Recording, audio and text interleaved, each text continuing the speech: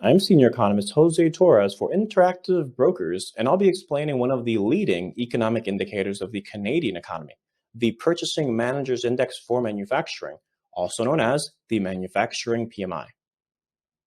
The Manufacturing-PMI for Canada is based on data collected by the U.S. corporation S&P Global from about 400 manufacturing firms as a result of survey responses from manufacturing purchasing managers. The headline number represents a seasonally adjusted, weighted average of the following 5 components.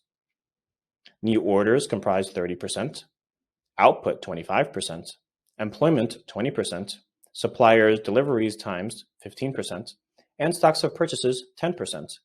Survey respondents are asked to report an increase, decrease, or no change in each variable compared with the previous month, along with the reason for any change. The data release is generally published around the first business day of each month at 9:30 a.m. Eastern Time. S&P Global provides PMI data to help governments, financial institutions, corporates, and market participants forecast, analyze, and plan for current and future economic developments. The PMI is an indicator of manufacturing conditions published by S&P Global and other commercial providers in the United States, China, India, Latin America, and others. Nevertheless, each provider follows a similar diffusion model. The PMI is derived through a diffusion index that uses a reading of 50 as its central index to indicate that there has been no change from the previous reading. As PMI levels rise above 50, the series indicates expansion, while those below 50 indicate contraction. The new orders component is the heaviest weighted component of the manufacturing PMI and is widely regarded by market participants as a leading indicator of the Canadian economy. The manufacturing sector, which is capital intensive and influenced greatly by interest rates, requires the coordination of many moving parts in the economy. Often, banks are needed to lend money, people and heavy machinery for labor, and real estate for space. Since the manufacturing sector has so many moving parts, the PMI is a valuable indicator of future economic growth. Whenever a component of the manufacturing sector shows fragility, that often indicates deeper economic weakness. Normally, a decrease in manufacturing activity is a sign that businesses are hesitant to invest, that credit becomes less available, or that demand from customers is weak.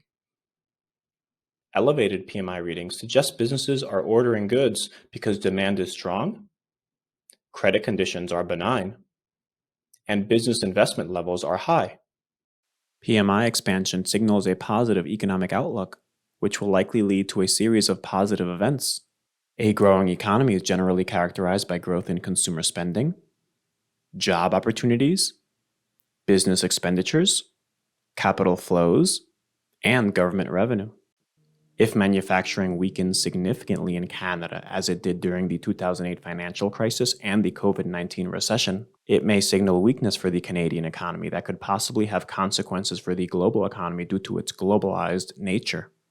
Economic weakness may initially spread to Canada's largest trade partners, the US, the EU, China, and Mexico. For a full and comprehensive look at manufacturing conditions globally, following the PMIs from Canada and its largest trade partners are useful since they comprise over half of global GDP.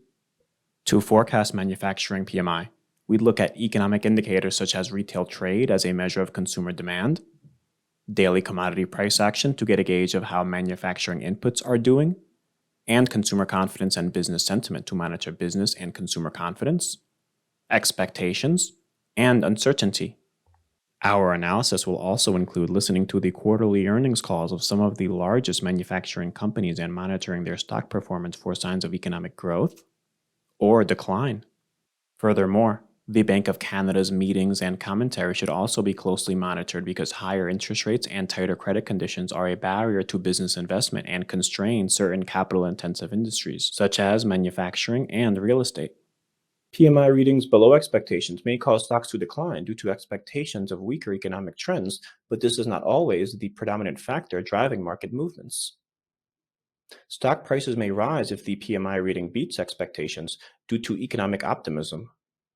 Before large purchases are made, the purchasing manager approves or rejects them. Their understanding of the short-term outlook for manufactured goods is quite strong. When analyzing the prospects of economic growth or contraction, it is important to monitor how purchasing managers behave and feel.